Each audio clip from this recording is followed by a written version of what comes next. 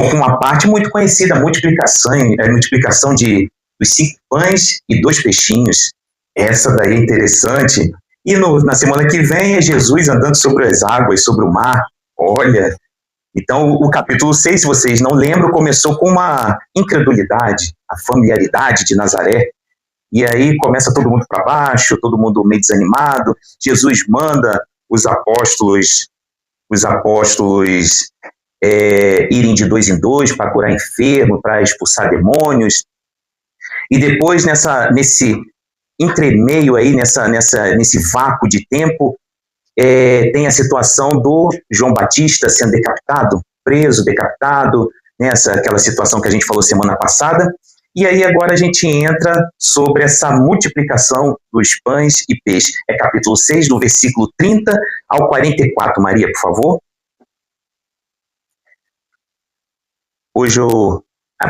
Bom, então já vou ler aqui, a minha versão é NAA, a versão, não fique preocupado se é NVI, NHTL, seja qual for, mas fique tranquilo que vai aparecer ali, se você não trouxe ou não tem no seu telemóvel, vai aparecer, e a gente vai dando prosseguimento aqui, tá? Então, versículo 30.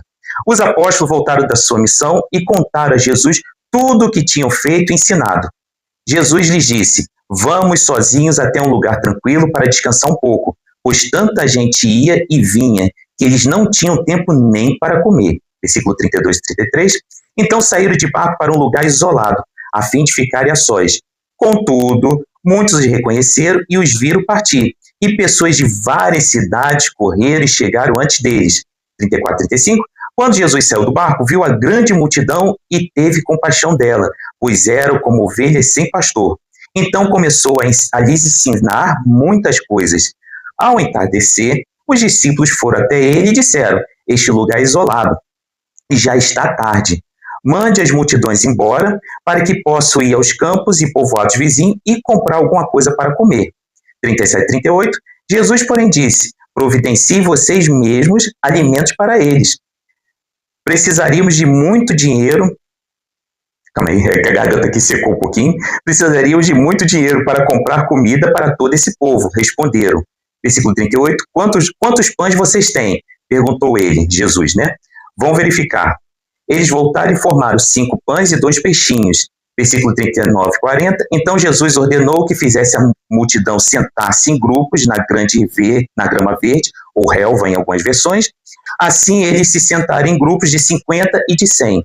Jesus tomou os 5 pães e 2 peixes, olhou para o céu e os abençoou, ou agradeceu. Então, à medida que ia partindo os pães, entregava-os aos discípulos para que distribuísse ao povo. Também dividiu os peixes para que todos recebessem uma porção.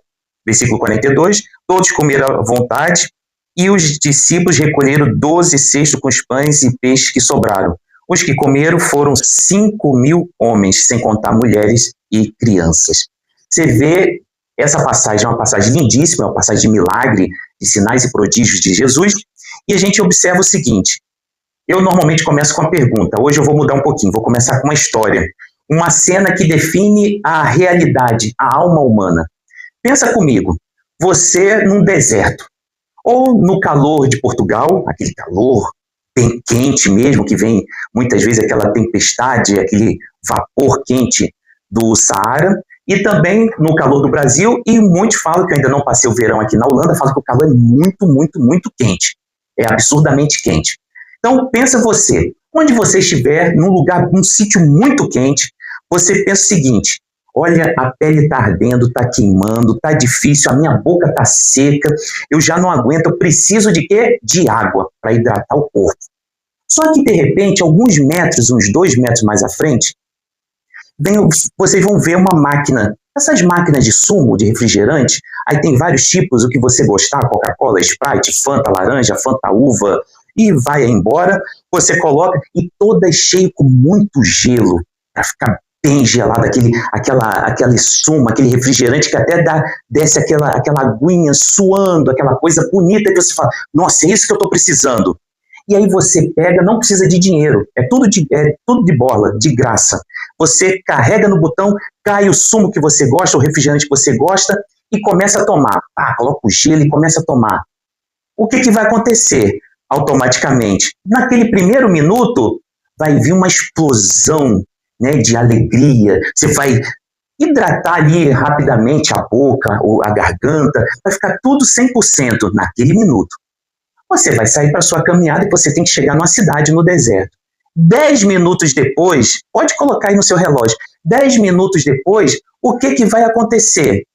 Você vai começar a ter uma sequidão dentro do seu corpo muito pior do que você antes de ter tomado o refrigerante, muito pior. Porque o refrigerante ele só engana o nosso paladar. Somente isso. A água, ela hidrata. É a mesma coisa que tem acontecido na nossa sociedade no século XXI. A gente tem tomado muito sumo ou refrigerantes espirituais para a gente enganar o nosso paladar, para a gente tentar hidratar o nosso corpo ou até se alimentar, porque a água, se você, né, de repente a gente aprende biologia, a gente sabe que a água alimenta também. Então, nessa situação, a gente busca numa sociedade como a Europa, né, um continente europeu que a maioria dos países são ricos, a gente busca esses refrigerantes para tentar dar aquela hidratada no nosso corpo, na nossa vida.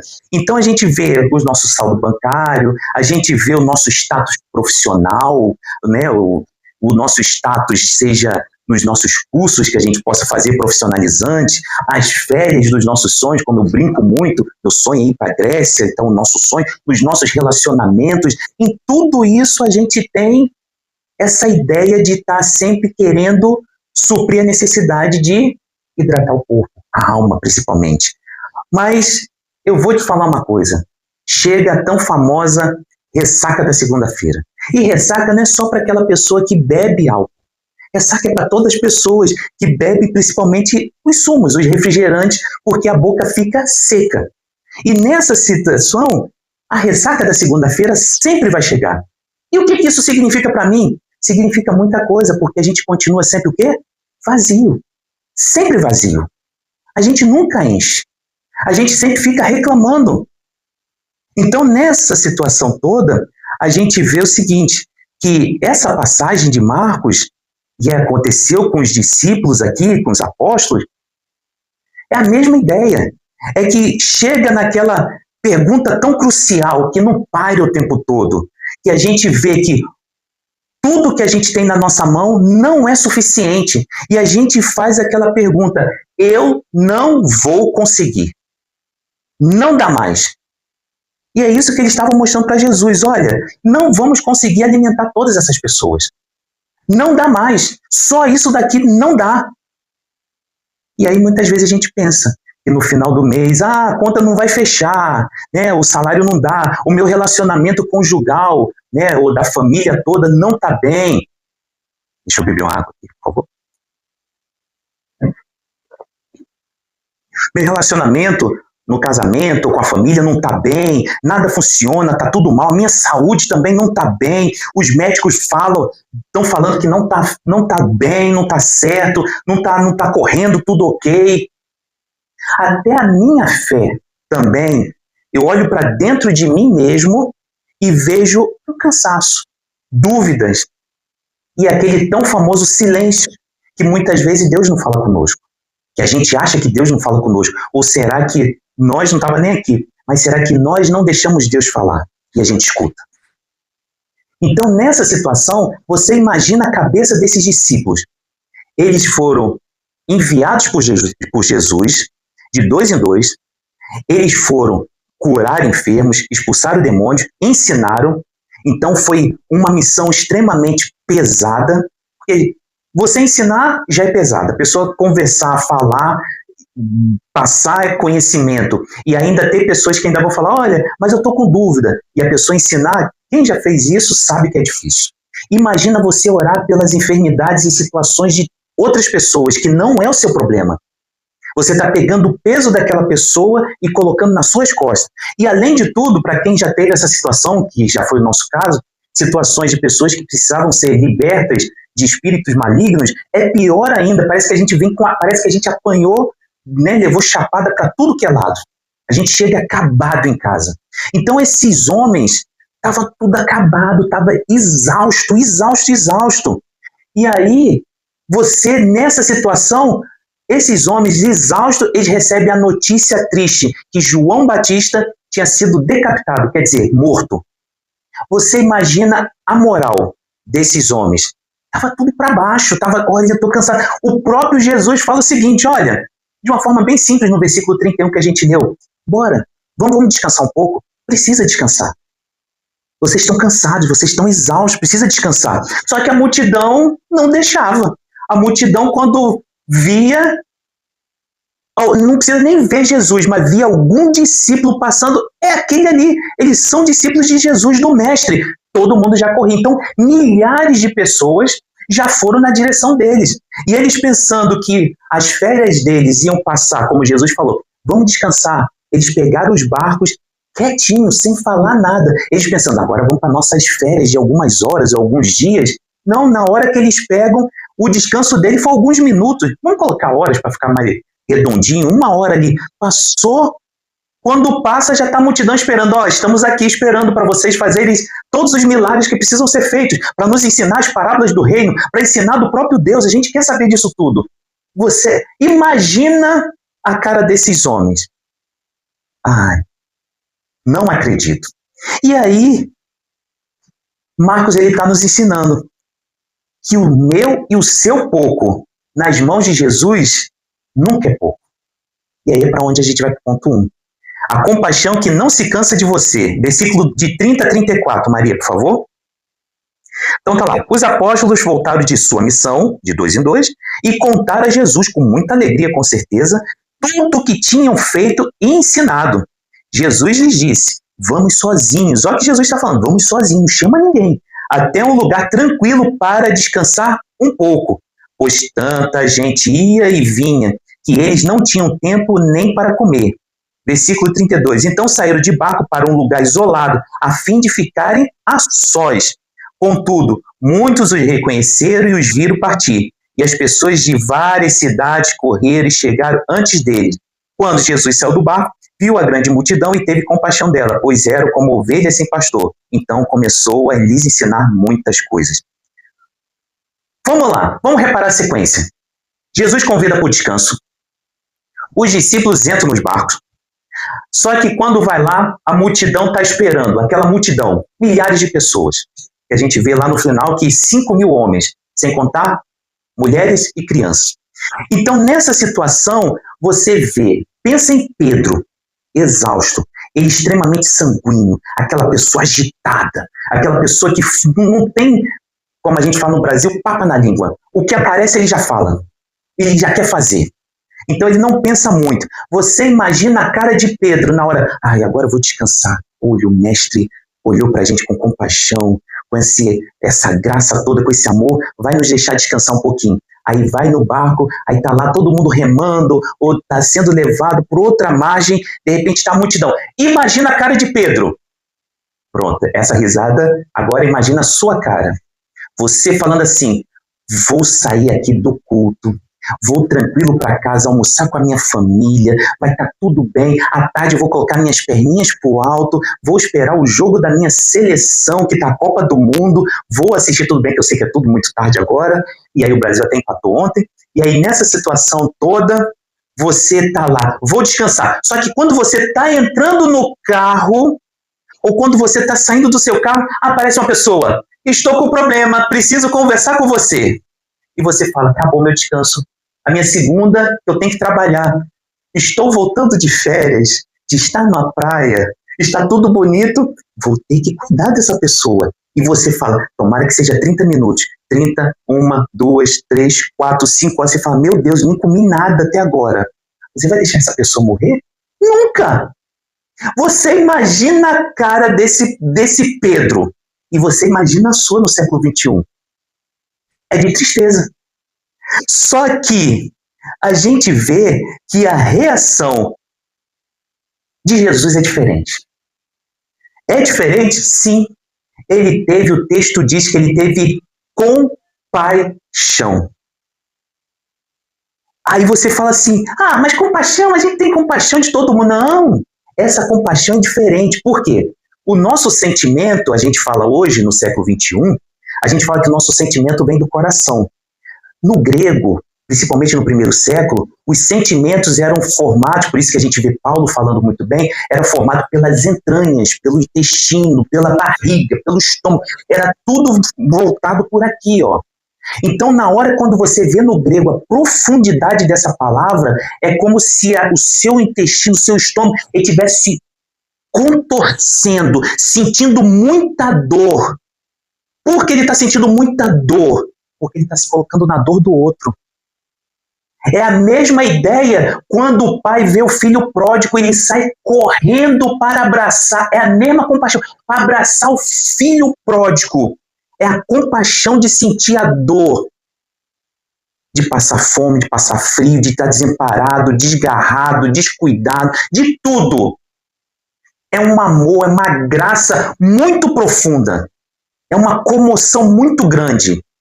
E aí você vê por que Jesus, por que ele teve essa compaixão toda? É por isso que a gente faz pergunta para o texto. Por que Jesus teve essa compaixão toda com essa multidão?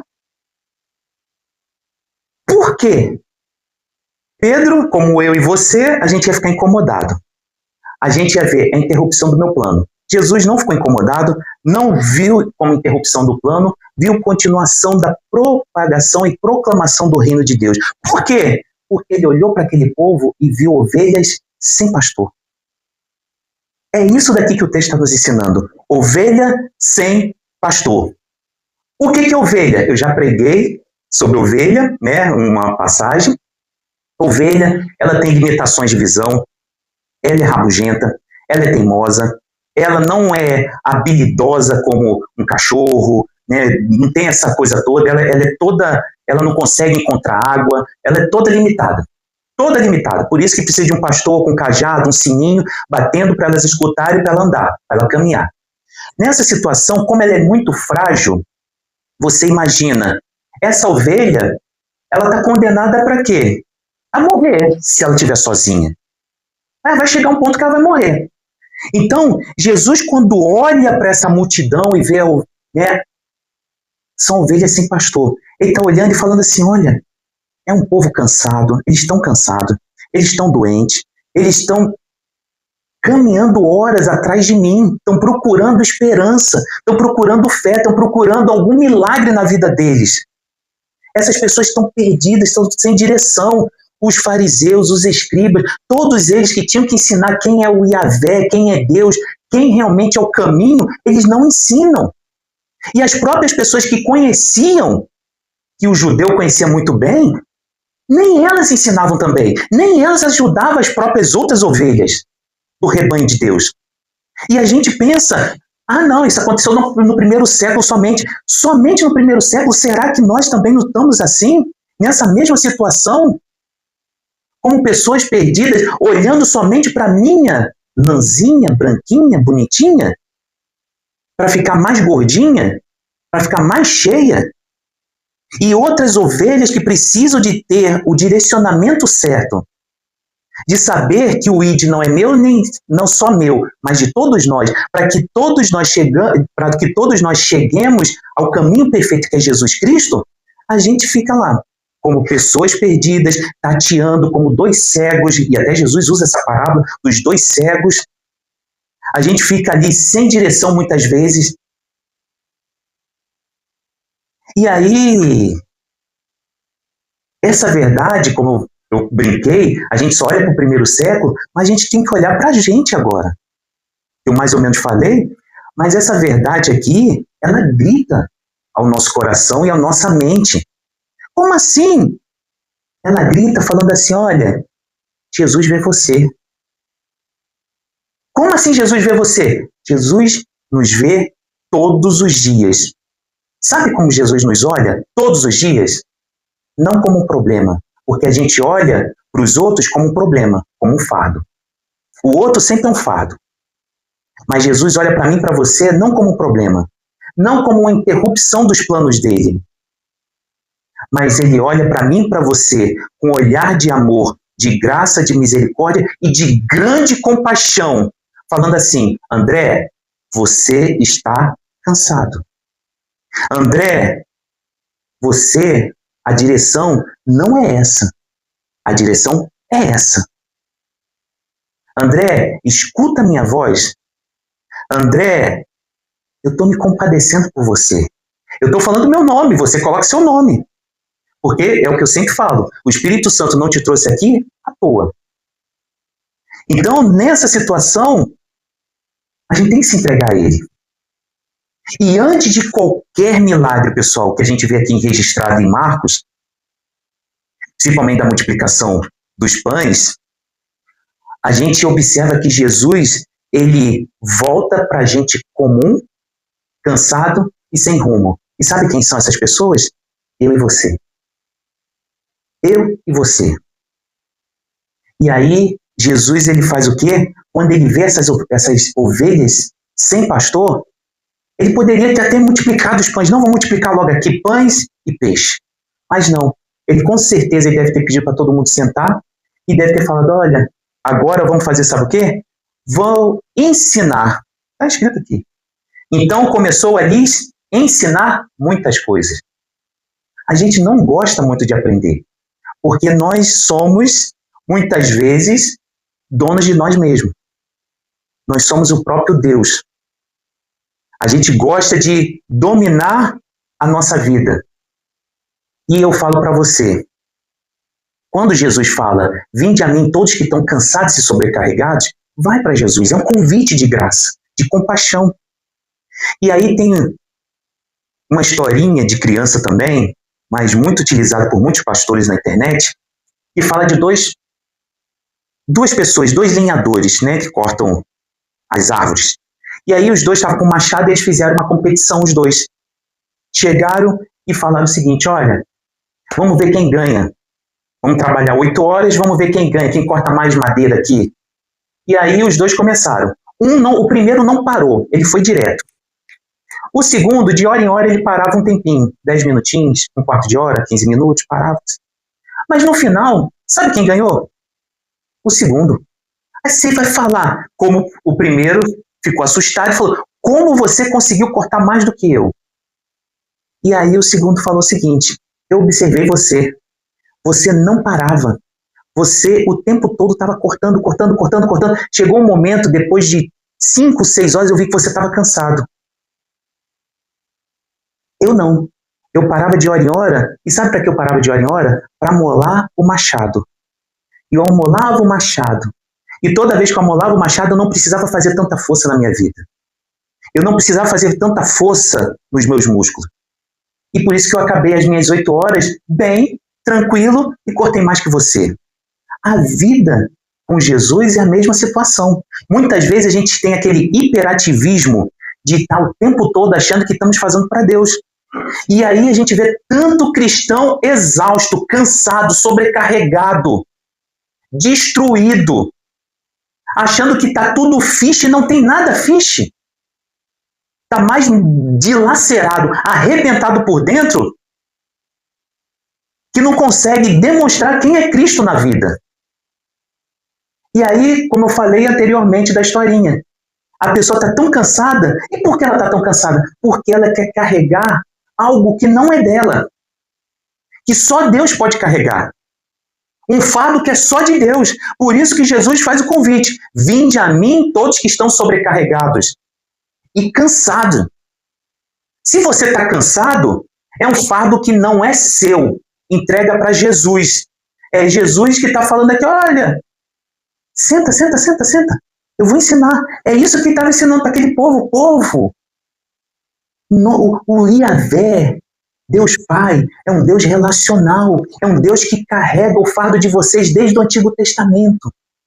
Desde a criação de todas as coisas, Deus está carregando isso tudo para que vocês tenham um caminho perfeito de relacionamento perfeito com Ele. Aí você pensa assim, mas só os cristãos que estão exaustos? Aquela pessoa que também não conhece a Cristo, que de repente está na internet assistindo aí. Aquela pessoa que não conhece a Cristo está procurando o seu refrigerante em muito lugar. E está procurando no dinheiro, quer dizer, no salário, está procurando, né, no trabalho, está procurando na saúde, está procurando em tudo. Mas quando ele vai ver, essa pessoa continua ansioso, continua vazio, buscando de uma forma incessante. Tanto cristão como não cristão, ele depende totalmente, sabe de quê? De Deus. Isso daqui é chamado fome de Deus. E você vai saciar essa fome aonde? Com Jesus Cristo. E aí você vai falar, mas e qual é meu trabalho de casa? O trabalho de casa é você pegar pelo menos, não é possível que a gente não tenha 10 minutos bem trabalhados com Deus. Não é possível. Não é orar só no pequeno almoço, no almoço e no jantar. Isso não é oração, isso não é relacionamento com Deus. Isso é só um ritual, uma rotina. É só você picar o dedo no cartão lá do trabalho, mas você ter ali uns 10 minutinhos e falar, Jesus, fala comigo. Antes do milagre, o que eu preciso? O que eu preciso para ser um discípulo do Senhor? O que eu preciso para que eu possa, sim, saber que o Senhor tem essa compaixão toda? O que eu preciso? Você tem que gastar esses 10 minutos conversando com Deus. Ah, mas, pastor, eu não escuto direito. Mas será que você não quer escutar o que ele está falando com você? Ou você não está falando da forma certa, ou você está em silêncio em alguns momentos. Ou você só fala para pedir. E aí você pede. E você pede mais. Os 10 minutos, realmente, você nunca vai escutar. É melhor você realmente contratar um psicólogo e falar, você não fale nada comigo. Fique caladinho os 40 minutos, porque eu só vou falar. E como eu falei, é um relacionamento. E nesse relacionamento, a gente vê que a compaixão de Jesus, ela vira uma ação.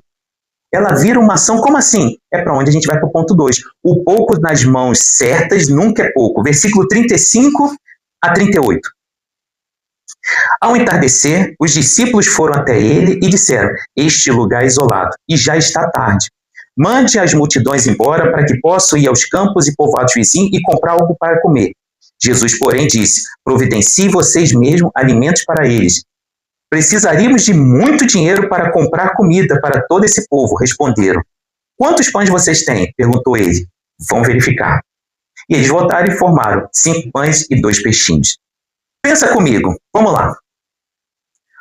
Os discípulos fizeram o plano certo, perfeito, gente. De grandes administradores, excelentes administradores, seja Mateus, seja Judas, seja Filipe, seja os administradores que estavam ali, ou todos os 12, eles fizeram a colocação certa. Despede a multidão para que eles possam ir para os campos, os povoados vizinhos e fazer a compra do seu material. Perfeito. É extremamente racional, extremamente prudente. Qualquer pessoa de dona de casa, ou dono de casa, né? Ou até um grande administrador de uma grande fábrica, empresa, faria isso, para não ter custo, para não ter peso nenhum. Só que a resposta de Jesus, ela, como a gente fala no Brasil, é como se fosse um soco no estômago. É como se fosse realmente um susto. É você descer da montanha-russa. É você gritar. Ele fala o seguinte, dá-lhes vós mesmos de comer. Em João capítulo 6, João escreve que Jesus já sabia. Ele só estava testando os discípulos apóstolos. Mas ele fala aqui em Marcos não escreve isso. Ele só fala assim, dá-lhes vós mesmos de comer. Você imagina a cabeça dos discípulos, como a minha cabeça e a sua cabeça. Automaticamente, o que você iria fazer? Opa, o Senhor falou para dar a gente mesmo? Junta. Dá comida? Junta. Pedro, quanto você tem aí? Filipe, quanto você tem aí? Judas, quanto tem aí? Junta. Por isso que eles falam o seguinte, olha, como? Não tem como. A gente precisaria de muito dinheiro. Em algumas versões mais antigas fala assim, precisaria de 200 denários. Ah lá, tá lá, 200 denários. 200 denários significa praticamente 1 ano de trabalho. 1 denário é 1 dia de trabalho. Então a pessoa pegou o dinheiro, 1 denário. Então 200 denários é muito dinheiro para alimentar esse povo. Por isso que eles falam, não vamos conseguir. Não tem como. Aí parece que Jesus está sendo cruel nessa situação. Parece. Mas Jesus, como eu sempre falo e a gente tem aprendido desde o primeiro capítulo de Marcos, Jesus está sendo pedagógico. Pedagogia é ensinar. É que a gente pede para ensinar os nossos filhos, aquela professora lá do infantário, a gente pede para ensinar. Então, ela está sendo pedagoga. Na pedagogia dela, ela está ali ensinando. Então, nessa situação toda, Jesus está ensinando a eles, calma, vocês estão muito afoitos, estão muito ansiosos, estão muito nervosinhos. Aí Jesus faz a pergunta que parece cruel aos nossos olhos. Quantos pães vocês têm? Você imagina aquela multidão toda, Jesus viu a multidão toda. Mesmo que tivesse ali 100 pães, não dá. Vamos partindo aqui, como a gente faz na ceia. Vai partindo aqui, picando, vai fazendo tudo, para a gente ver se consegue. Não dava. E aí aparece esses 5 pães e 2 peixinhos. Os 5 pães, o pão é mais ou menos do tamanho dessa xícara, dessa chávena aqui, dessa boca aqui. O peixinho não é uma dourada, não é um robalo. É um peixinho meio pequenininho. E provavelmente essa dose aqui é uma dose de menino, de adolescente, criança. Como você sabe disso? Está em João capítulo 6, versículo 9. Eles vão lá e tem um menino que aparece e fala, 5 pães e 2 peixinhos. Tem até uma música com essa passagem aqui. E aí você vê nessa situação toda a cabeça dos discípulos. Olha lá o menininho, 5 pães, 2 peixinhos, leva para o mestre, 5 pães e 2 peixinhos. E agora? A conta não fecha. Não precisa ser um grande matemático, a conta não fecha. E Jesus sabia disso. Só que aí vem a frase mais importante para todos nós e para você que está na internet. Para mim, estou incluindo também. Essa daí a gente tem que colocar no nosso coração, na nossa mente, nas nossas entranhas, para a gente nunca mais esquecer. O milagre de Deus dá-se quando o homem decreta a sua falência. Enquanto você se tiver plano B, C, D, E, F e até embora, se você continuar se estribuchando, abanando para um lado e para o outro, enquanto você tiver forças para fazer o que Deus, só Ele pode fazer, Deus vai ficar quieto. Está ali quietinho. Na hora que você decretar sua fraqueza e falência, aí que Deus pode mostrar o sinal e prodígio do milagre dele. É assim que trabalha Deus. É dessa maneira. Isso vale para crente e para não crente. Por quê? A gente tenta resolver com o nosso esforço próprio. Esforço próprio, você tem força ainda. Então vá lá, tenta lá. E nessa situação a gente vê pessoas que não têm fé nenhuma tentando consertar a vida em terapia, que não é ruim, é bom fazer. Mas não pode viver naquilo. Principalmente a pessoa que vai um dia, de repente, ou conheceu a Jesus Cristo, ali muda. Aquilo é só um caminhozinho. É só um caminhozinho. E a gente vai mudar. Por que vai mudar? Porque o nosso Deus é um Deus transformador. É um Deus que transforma as nossas vidas.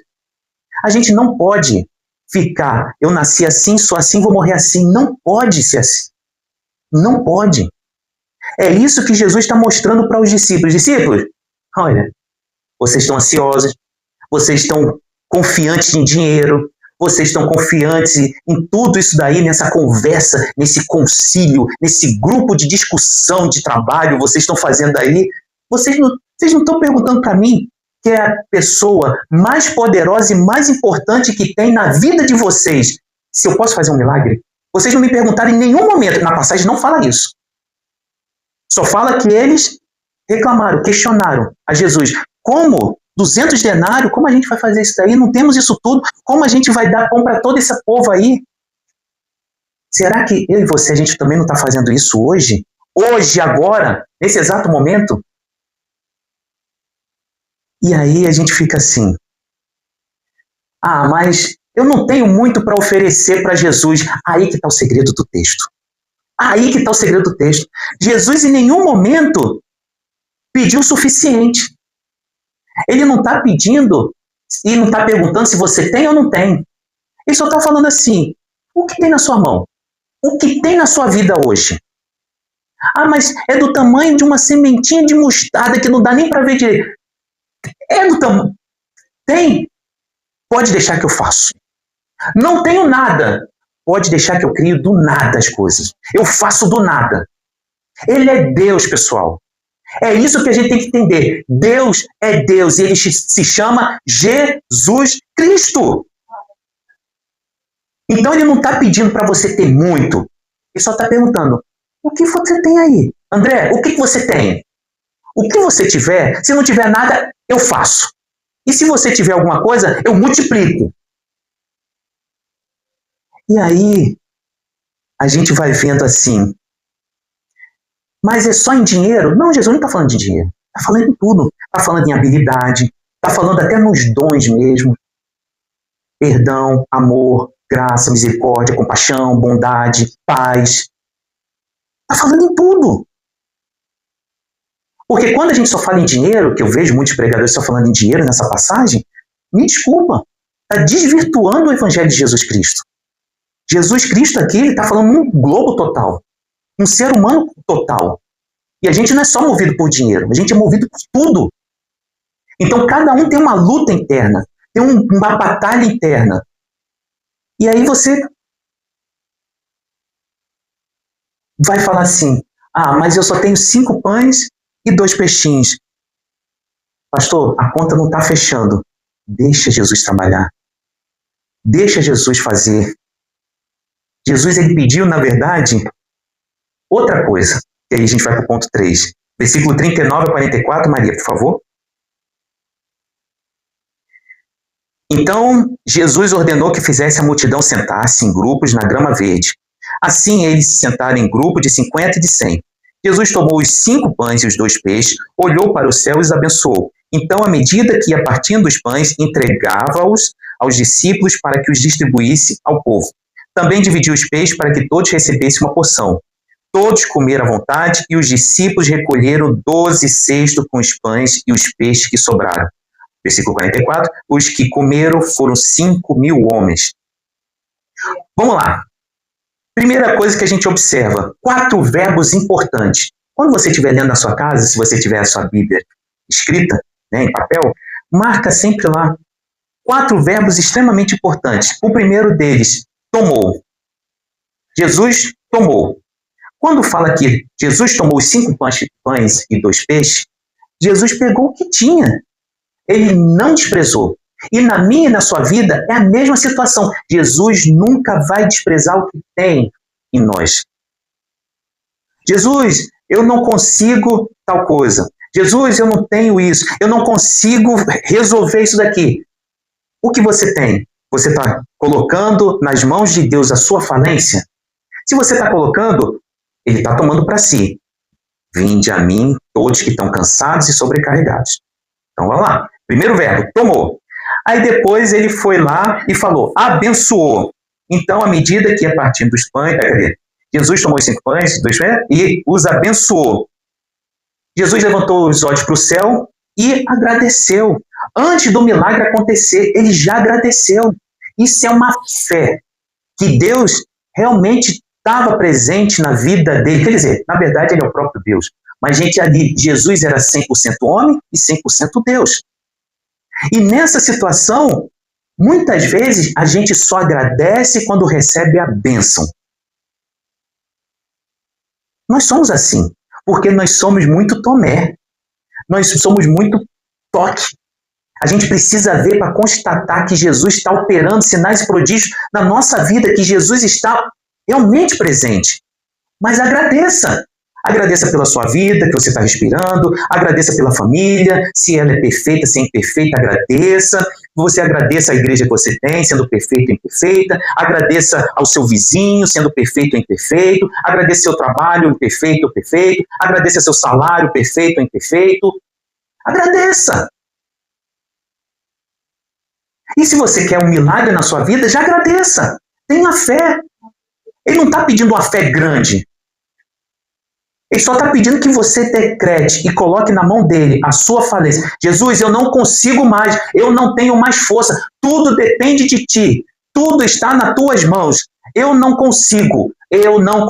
Não dá mais. Eu estou sobrecarregado. Eu estou chorando. Eu estou rasgado por dentro. Eu não tenho mais força. Ora do jeito que você consegue orar. Não precisa de palavra bonita. Fariseu fazia palavras muito bonitas. Subia em cima de uma pedra e falava as coisas mais lindas. mas era o chamado sepulcro caiado. Era chamado aquela raça de víboras, era chamado de hipócrita. Jesus quer verdadeiros adoradores que o adorem em espírito e em verdade. Ele quer que você rasgue seu coração, que você chore nos pés dele, porque chorar nos pés de Jesus é o pé certo para você chorar. É ali. E, como eu escutei uma vez, a gente aconselhando, lá no Brasil, uma pessoa falou, olha, vou fazer porque vocês estão falando, mas por dentro eu estou em pé. Então não está ainda convertido, ainda não está humilhado aos pés de Jesus.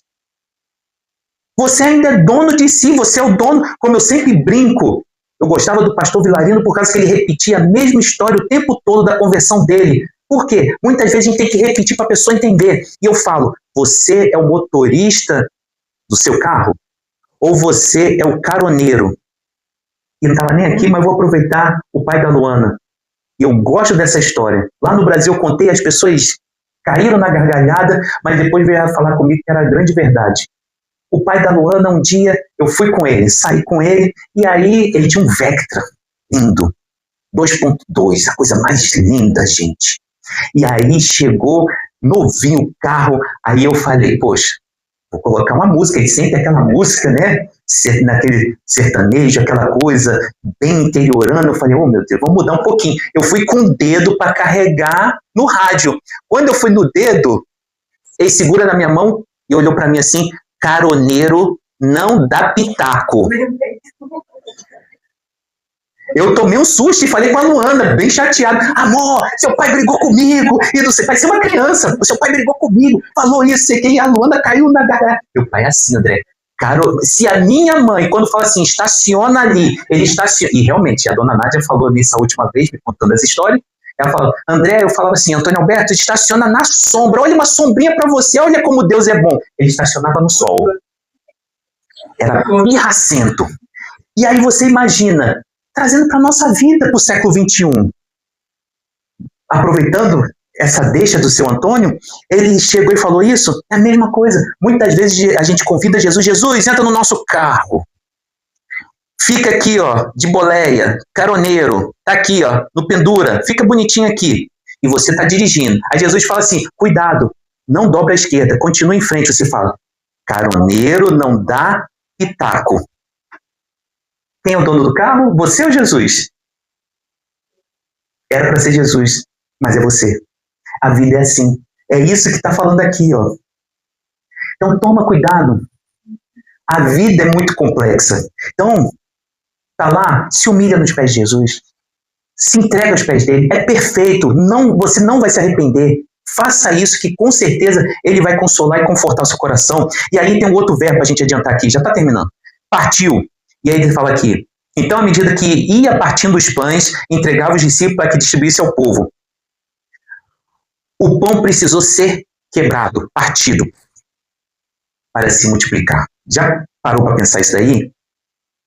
Muitas vezes, na nossa vida, é igualzinho. Como assim? A gente precisa ser quebrado, partido ao meio, para que a gente possa multiplicar a graça, o amor, a misericórdia, o perdão de Deus. Como queremos ir para o ID? Como queremos ir para as outras nações? Ou, de repente, conquistar para Jesus Cristo, Blisken, Mildeburg, Rossoburg, e seja tantos Burg da vida aí? Como a gente quer se a gente não quer ser partido? Lembra da parábola do semeador.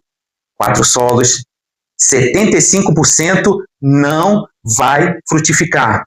25% frutifica a 30, 60, a 100 por 1. Ele não está falando para ateu, está falando para dentro da igreja do Senhor. Para pessoas que estão aqui sentadas e pessoas que estão assistindo na internet. Aí muda quando a gente começa a entender. Por isso que muita gente fala assim, eu prefiro não ter conhecimento, porque conhecimento nos leva a enxergar o que eu não enxergava. É esse que é o grande problema. Por isso que você vê tantas igrejas que não pregam Jesus Cristo cheias. E as igrejas que pregam o Cristo, né, o culto cristocêntrico, médias, vazias e assim por diante. Mas a gente está triste com isso? Claro que não. Mas é aquele negócio, a gente fica preocupado porque são vidas que estão lá. E aí Jesus fala, deu. Então, também dividiu os peixes para todos receberem, os discípulos para que distribuísse ao povo. Também dividiu os peixes para que todos recebessem a porção. Todos comeram, os discípulos, tal. Então, ele também deu. Nessa situação, a gente vê, Jesus não distribuiu diretamente. Ele entregou aos discípulos. Ele passou essa ordenança, já um ensinamento do ID.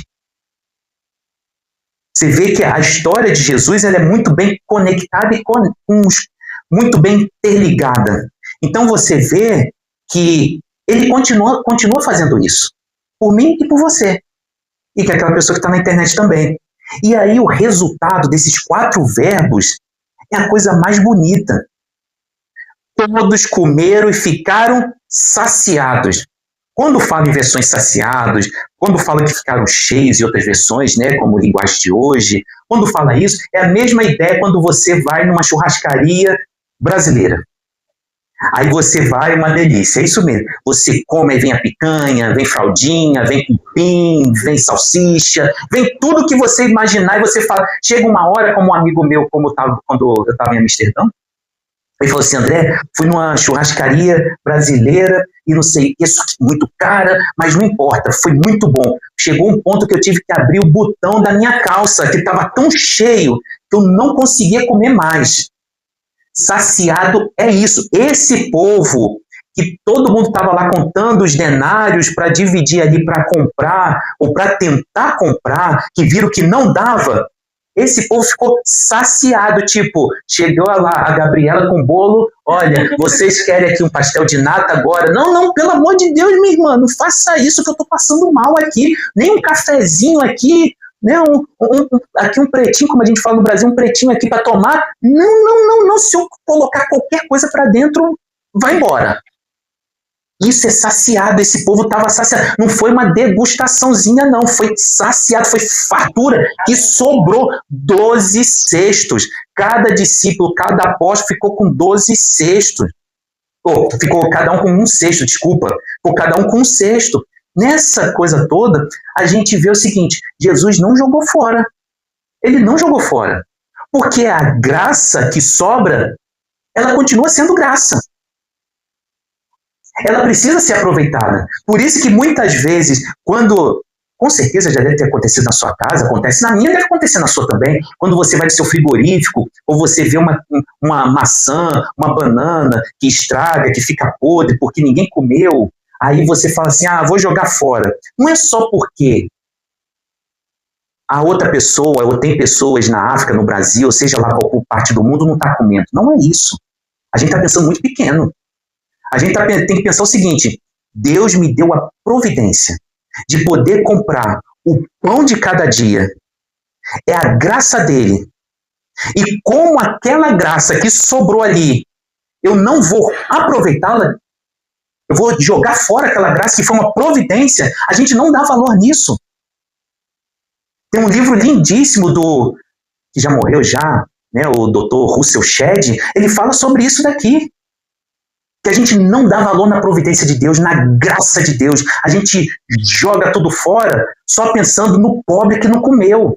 Mas isso é mesquinho, isso é pensar muito pequeno. A gente tem que pensar na graça derramada do pão nosso de cada dia. É o maná que foi no Antigo Testamento, que era para cada dia. E o povo queria guardar para o outro dia. Não é para guardar para o outro dia. Aproveite.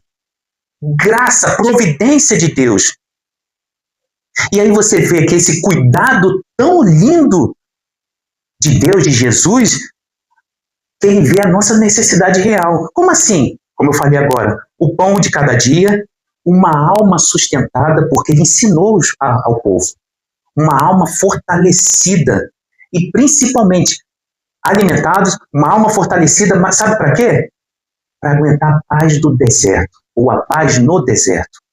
Mas como assim? Eu não vivo no deserto, estou debaixo do nível do mar, não sei o que, tal. O deserto, normalmente, quando a gente vê biblicamente, significa as adversidades da vida. Eu vi uma psicóloga no Instagram, ela falou assim, Sabe qual é o maior presente que eu recebo todos os dias? E eu tenho certeza que você recebe e que você quer receber todos os dias? Aí eu falei, poxa, legal. Um bom gatilho que ela fez aqui, eu vou assistir. Não gosto muito de assistir essas coisas de psicólogo, essas coisas de coach, mas fui assistir. Aí a parte bem rapidinho assim, falou assim, é paz.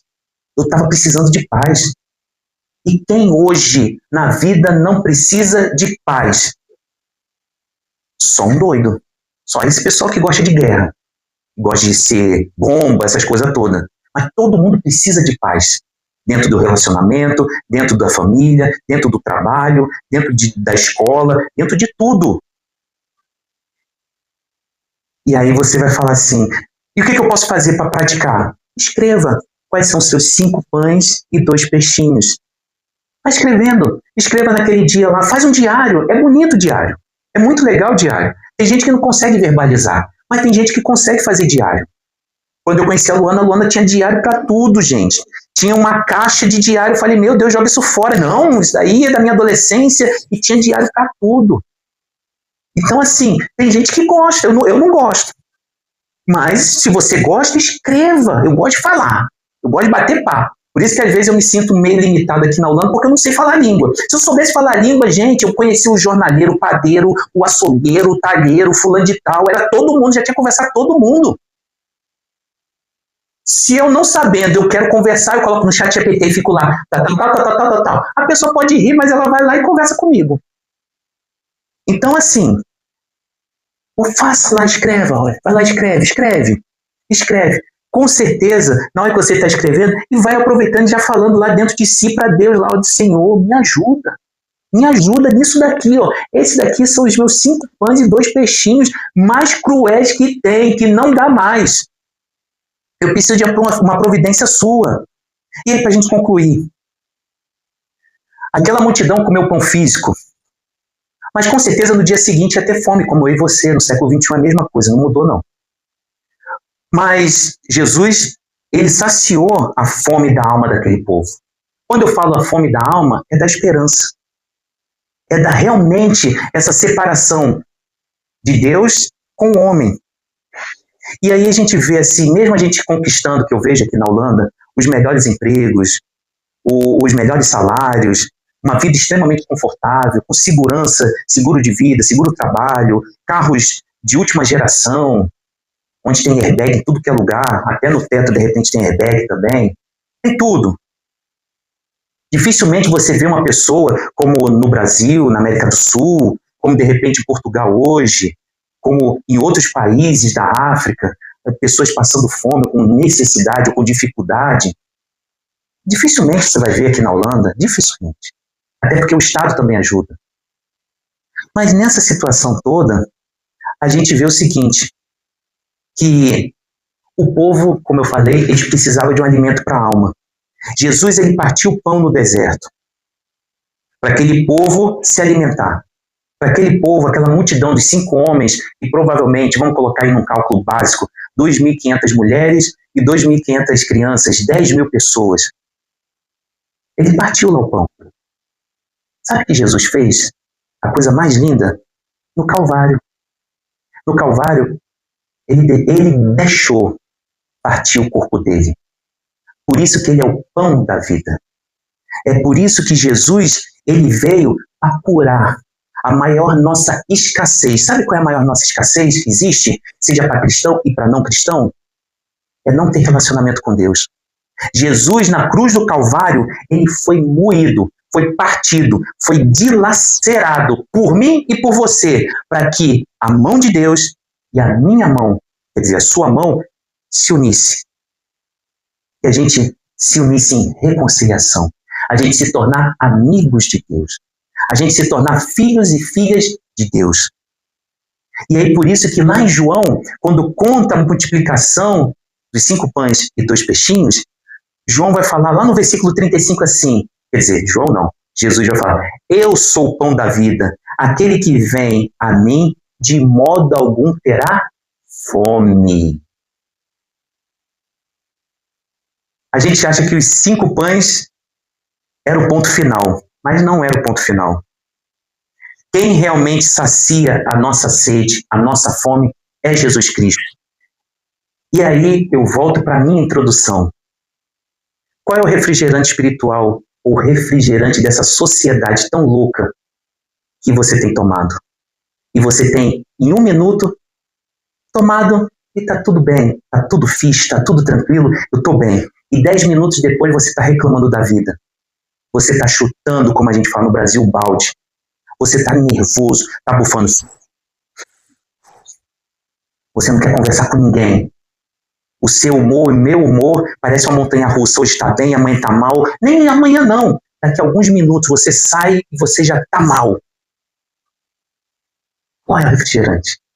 Ou você vai saciar sua fome e a sua sede com o pão da vida ou com o rio de águas vivas, é Jesus Cristo.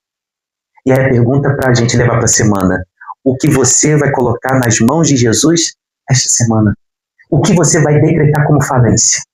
Para que Ele possa fazer o sinal e prodígio na minha, na sua vida e daquele que está na internet. Feche seus olhos. Senhor, muito obrigado por mais esse culto de celebração a Ti. De aprendizado em todos os momentos, seja na abertura, seja no louvor, seja na parte dos dízimos e ofertas, na parte da palavra, nas orações. Que o Senhor continue falando conosco. Que o Senhor continue operando seus sinais e prodígios. Mas principalmente fala conosco. O que devemos melhorar, o que devemos transformar, o que devemos nos arrepender, o que devemos colocar nas Tuas mãos. Queremos sim que o Senhor tome o lugar de condutor do veículo chamado vida. E não fique na pendura, na boleia, na carona. Que o Senhor fique conosco, Senhor, como condutor, aquele que conduz. É o Senhor que controla o rádio, é o Senhor que controla a velocidade, é o Senhor que controla os vidros, o ar-condicionado, o Senhor controla tudo. Então colocamos agora nas Tuas mãos, Senhor. E aquela pessoa que de repente não quer colocar, Senhor, toca no coração pelo poder do Espírito Santo, mostrando que o Senhor é a pessoa certa para receber o nosso fardo, o nosso peso, o nosso cansaço. E o Senhor fez um convite tão belo. Vinde a mim todos que estão cansados e sobrecarregados, porque eu vos aliviarei. Nos alivia, Senhor, porque o fardo da vida é pesado. E precisamos de Ti, para que o Senhor nos oriente e, ao mesmo tempo, nos ajude a caminhar nessa caminhada chamada vida. É assim a nossa oração, em nome de Jesus. Amém e amém, meu Pai.